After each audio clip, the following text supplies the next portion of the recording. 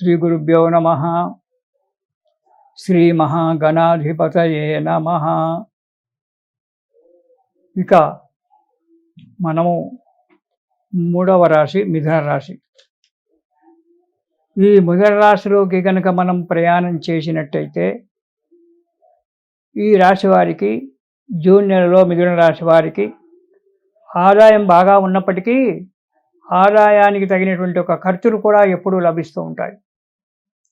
ఇక్కడ మనకు రూపాయి ఆదాయం వస్తుందంటే అక్కడ రూపాయిన్నర ఖర్చు అనేటువంటిది మనకు కలగడానికి ఆస్కారం ఉంది. చెడు స్నేహితులు తారసిల్లుతారు. కాబట్టి స్నేహితం చేసేటప్పుడు జాగ్రత్తగా ఉండడం మంచిది. యత్న కార్యభంగం కూడా కొంత కలగొచ్చు మిథున రాశి వారికి. కాబట్టి తగు జాగ్రత్తగా ఉండాలి.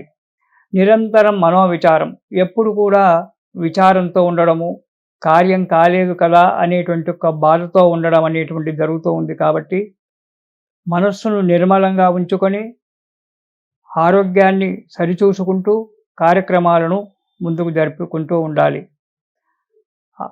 బుద్ధి మాంద్యం కూడా పెరుగుతూ ఉంటుంది. ఆరోగ్యం సరిగా ఉండగా బుద్ధి మాంద్యం అంటే మతిమరుపు రావడము, ఆలోచన శూన్యంగా ఉండడము, ఏదో ఒకటి జరగడానికి ఆస్కారం ఉంది. కావున తగు జాగ్రత్త, ప్రతి విషయంలో తగు జాగ్రత్త అవసరము. జాగ్రత్తగా ఆలోచిస్తూ ఆలోచన సలహాలతో మీ బంధుమిత్రుల చేత, అంటే ముందుగా కుటుంబ సభ్యుల చేత, మీ నాన్నగారి చేత, అమ్మగారి చేత, భార్య చేత, వీళ్ళ చేత సలహాలు తీసుకుంటూ మళ్ళీ ఆ సలహాలను విమర్శన చేసుకొని మీదంటూ ఒక నిర్ణయం, గట్టి నిర్ణయం చేసుకొని అడుగు ముందుకేసినట్టయితే మీకు ఈ నెలలో కొద్దిగా శుభ ఫలితం రావడానికి ఆస్కారం ఉంది. ఇవన్నీ మేము చెప్పినప్పటికీ మీ జన్మతిథి ప్రకారంగా, అంటే డేట్ ఆఫ్ బర్త్ ప్రకారంగా జాతకాన్ని వెరిఫికేషన్ చేయించుకోండి. అందులో కనుక గ్రహాలు మంచిగా ఉన్నట్టయితే, దశలు అంతర్దశలు మంచిగా ఉన్నట్టయితే ఇలాంటి ప్రాబ్లం రాకుండా ఉండొచ్చు. ఈ ఫలితాలు కొద్దిగా తారుమారు కావడానికి కూడా ఆస్కారం ఉంది. ఇదొక్కటే నిజమని చెప్పి నమ్మకండి. మీ దాన్ని కూడా 80% మన జాతకం పనిచేస్తుంది. 20% మాత్రమే ఈ నెలలో జరిగేటువంటి ఒక ఫలితం ఉంటుంది. కాబట్టి దీనికి రెండింటికి ముడిపెట్టుకొని మనము కార్యక్రమాలు చేస్తూ ఉండాలి. ఇక వారం వైద్యుగా చూసుకున్నట్టయితే జూన్ నెలలో మిథున రాశి వారికి మొదటి వారంలో స్థానచలనం జరగడానికి ఆస్కారం ఉంది.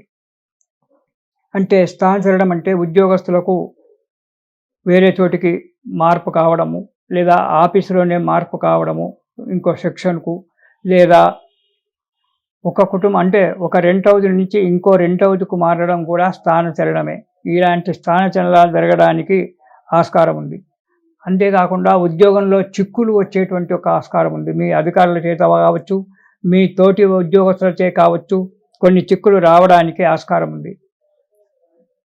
అధికంగా డబ్బు ఖర్చు కావడానికి కూడా ఆస్కారం ఉంది. సంఘంలో చెడ్డ పేరు రావడానికి కూడా ఆస్కారం ఉంది జూన్ మొదటి వారంలో. కాబట్టి బాగా ఆలోచించి ఇటు ఉద్యోగ స్థానంలో జాగ్రత్తగా పనిచేసుకుంటూ అధికారుల యొక్క ముప్పు పొందడానికి ప్రయత్నం చేస్తూ కాలాన్ని గడుపుతూ ఉండండి. జాగ్రత్తగా ఆలోచించండి, అడుగు ముందుకేయండి. మొండి పట్టుదలతో మాత్రం ఉండడం వల్ల ఇబ్బంది ఏర్పడుతుంది. ఇక రెండవ వారం కనుక చూసుకున్నట్టయితే వృత్తిలో చిక్కులు, మొదటి వారంలో వచ్చిన చిక్కులు అలాగే కంటిన్యూషన్ అయిపోతూ ఉంటుంటాయి. ఉద్యోగస్తులకు అధికారుల వలన చిక్కులు వస్తుంటాయి.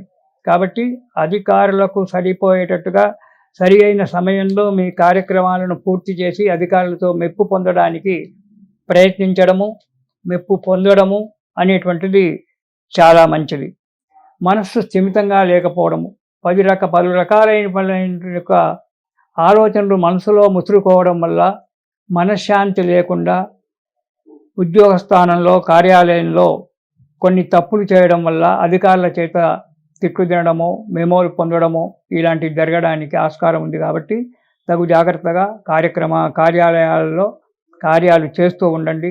ఉద్యోగ వ్యాపారస్తులు కూడా తొందరపాటు లేకుండా తగు జాగ్రత్తగా ఉండడం చాలా మంచిది.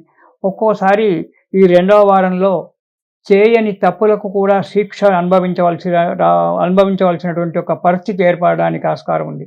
అంటే ఎవరో చేసిన తప్పులకు మీరు ఈ మిథున రాశి వారు శిక్ష అనుభవించవలసి వస్తుంది.